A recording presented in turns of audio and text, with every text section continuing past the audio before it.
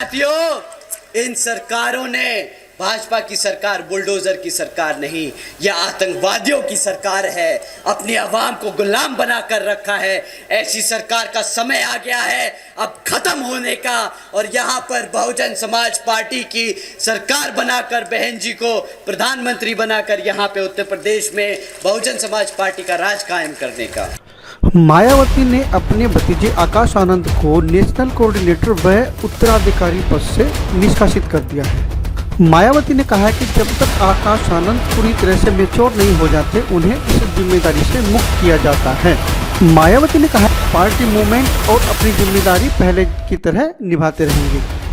BSP का नेतृत्व party व मूवमेंट के हित में एवं बाबा साहेब डॉक्टर अम्बेडकर के कारवां को आगे बढ़ाने में हर प्रकार का त्याग व कुर्बानी देने से पीछे नहीं हटने वाले हैं। राष्ट्रीय कोऑर्डिनेटर के पद से हटाया है वो फैसला चौंकाता है। जैसा उन्होंने कहा कि वो अपरिपक्व हैं, तो आदरणीय मायावती जी, सबसे बड़ा अपरिपक्वता का निर्णय तो आपका है, आपने ही उन्हें बनाया था। मायावती बहुजन समाज पार्टी को एक प्राइवेट लिमिटेड कंपनी की तरह चलाती हैं और इसीलिए जब जेल में आता है जैसे निर्णय करना चाहती हैं वैसा निर्णय कर लेती हैं, क्योंकि वहां तो एको अहम द्वितीयो नास्ति। मायावती जी जैसा चाहे वैसा निर्णय कर सकती हैं। आकाश आनंद जिस तरह से गैर जिम्मेदाराना बयान दे रहे थे और भारतीय जनता पार्टी को लेकर के जिस तरह की अपमानजनक टिप्पणी उन्होंने की थी, जनता के बीच में उनका बहुत आक्रोश इसको लेकर के पनपा था और मायावती जी ने इस बात को महसूस किया, इसलिए आकाश आनंद को तमाम जिम्मेदारियों से मुक्त करने का काम किया है। साथियों, इन सरकारों ने भाजपा की सरकार बुलडोजर की सरकार नहीं, यह आतंकवादियों की सरकार है। अपनी आवाम को गुलाम बनाकर रखा है। ऐसी सरकार का समय आ गया है अब खत्म होने का। और यहाँ पर बहुजन समाज पार्टी की सरकार बनाकर बहन जी को प्रधानमंत्री बनाकर यहाँ पे उत्तर प्रदेश में बहुजन समाज पार्टी का राज कायम करने का। परिपक्वता का निर्णय तो आपका है, आपने ही उन्हें बनाया था।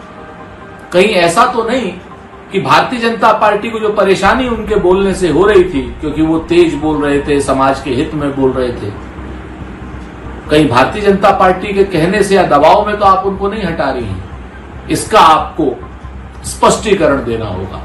हालांकि आपका निजी विषय है, आपकी पार्टी का आंतरिक मामला है, लेकिन चूंकि समाज में बात जा रही है तो ये बताना पड़ेगा क्या भारतीय जनता पार्टी से आपका गुप्त समझौता है, और अगर गुप्त समझौता है तो खुले में समझौता कर लीजिए। आप एक एफआईआर हुई, आपने सारी उनकी रैलियां रद्द कर दी हैं। आप उनके भारतीय जनता पार्टी के कहने से ऐसा लगता है कि लगातार टिकट चेंज कर रही हैं, चाहे वो जौनपुर का टिकट हो और चाहे वो बस्ती का टिकट हो। भारतीय जनता पार्टी ही क्या बहुजन समाज पार्टी को चलाने का काम करेगी? क्या मान्यवर काशीराम जी का मिशन इस तरीके से सड़क पे रखा जाएगा? इन सारी बातों का जवाब सुश्री मायावती जी को देना चाहिए। समाजवादी पार्टी ने इस सीट से बाबू सिंह कुशवाहा को उम्मीदवार बनाया है।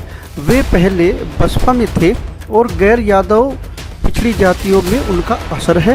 इसके पीछे अगर उनके साथ अगर सपा का यादव वोट जुड़ता और कृपाशंकर का ठाकुर वोट बटता तो उनको फायदा होता, लेकिन अब बसपा से श्याम सिंह यादव के लड़ने से यादव वोट टूटेगा, जबकि ठाकुर वोट कृपाशंकर के साथ एकजुट हो जाएगा। कि मैं खुश नहीं हूँ और ऐसे नाजुक मोड़ पर, ऐसे क्रूशियल समय पर और ऐसे आखिरी पल पर, क्षण पर अगर किसी को ऐसे के साथ ऐसा होगा तो अच्छा ही महसूस करेगा। और माननीय बहन जी ने जो मुझमें विश्वास जताया है आखिरी क्षण में, वो बहुत सराहनीय है और मैं उनका बहुत आभारी हूँ। मैं भी सुन रहा था कि दबाव में ये वो ऐसा। बहुजन समाज पार्टी मुझे बहुत कायदे से जानती है और ख़ास तौर से बहुजन समाज पार्टी की जब सरकार रही, बहन जी जब मुख्यमंत्री रहीं 2002 में, तब भी मुझे 1 साल जेल रखा गया। हम लोगों को 10-12 मुकदमे ला दे गए। तब तो हम लोगों ने कोई कम, मेरी माता जी का निधन भी हुआ था उस समय। हम लोग तो कहीं कंप्रोमाइज़ नहीं किए ना। तो बसपा, कम से कम बसपा के लोग जो बोल रहे हैं, अभी खरवाड़ जी हमको लगता है नए नए आए, उन्हें जानकारी नहीं है, इस तरीके की भाषा बोल रहे हैं। ठीक है, अपने पार्टी को डिफेंड करना बहुत से और भी तरीके, लेकिन दूसरे को डिफेम मत करिए। फिर 2007 से लेकर 12 में सरकार रही, उस समय हमारी सरकार से हुए वैचारिक मतभेद रहे। आपने देखा हमारे ऊपर मुकदमे लाद के मुझे बंद किया गया इसी जौनपुर जेल में 2012 के चुनाव से पहले। ये कह दिया गया कि धनंजय सिंह ने माफ़ी मांग ली।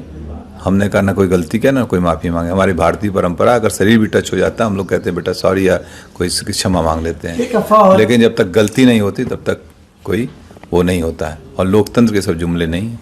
तब भी हम लोग उस किए थे। और हमारे, आपको ख्याल होगा 2011 में मुझे जौनपुर आने से रोका गया, धारा 144 लगाई गई थी, लेकिन मैं आया। क्या मैं दबाव डर गया था क्या पुलिस के उस समय की सरकार, तत्कालीन सरकार से? और अभी आप लोगों के सामने 2020 में तमाम आरोप ऐसे अफवाहें चल रही थी ना, बाई इलेक्शन लड़े थे कि नहीं हम लड़े थे, प्रदेश में कई लोग लड़ रहे थे इंडिपेंडेंट। तो इस तरीके की दबा फर्जी बातें न बोलें।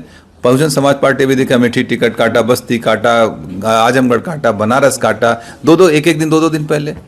तो ये इनका हो सकता है कोई इनकी कार्यशैली हो, कोई अपना हो, तो आप अपना काम करिए, जो करना ठीक है, लेकिन लोगों को गुमराह मत करिए। 2024 के लिए क्या बचा है आपके पास? अभी निर्णय होंगे 2-3 दिन में लोगों के साथ बैठ के। जो हमारे तमाम पुराने साथी हैं, बहुत बड़े बड़े सब सहयोगी हैं, जो हमारे ब्लॉक के हैं, ब्लॉक प्रमुख, पूर्व ब्लॉक प्रमुख, बहुत से जिला पंचायत सदस्य हमारे हैं, पुराने साथी, सब लोग बैठ के एक निर्णय लेंगे, तय किया जाएगा, जो उचित होगा वही। झुकाव है किसी पार्टी की तरफ? अभी सब जब तक हम लोगों के राय मशवरा नहीं कर लेंगे तब तक कोई निर्णय नहीं लेंगे। अभी भूमिका तो अदा करेंगे? बिल्कुल भूमिका अदा करेंगे। बगैर हम लोगों के सहमति, जिसको हम लोग चाहेंगे वही यहाँ से सांसद जाएगा, ये भी तय है। इसके अलावा क्या कोई बात हुई आपकी बहुजन समाजवादी पार्टी के शीर्ष नेतृत्व से? नहीं, किसी से कोई वार्ता नहीं है। हाँ, मैं भी सुना कि वो कह रहे थे कि बहन जी से मेरी वार्ता हुई।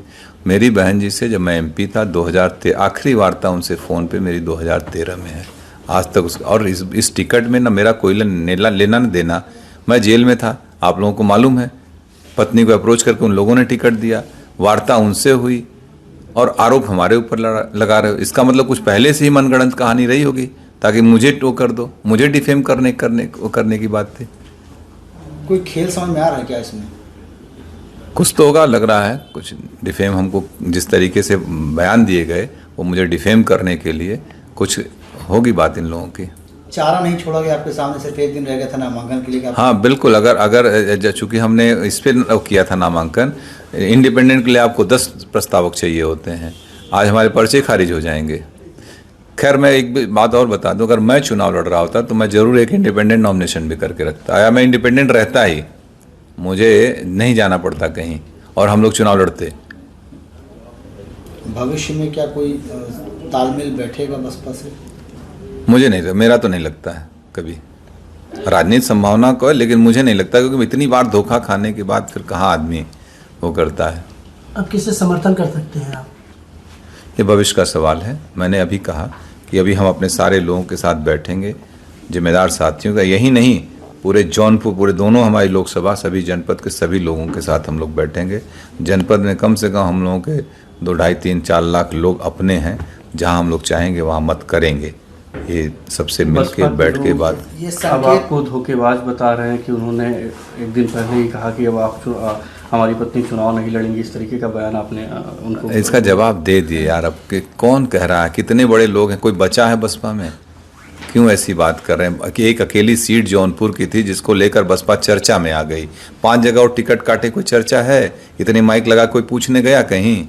खाली जौनपुर की वजह से ना, जौनपुर की वजह से चर्चा में, धनंजय सिंह की वजह से बसपा चर्चा में, बसपा की वजह से धनंजय सिंह चर्चा में नहीं है।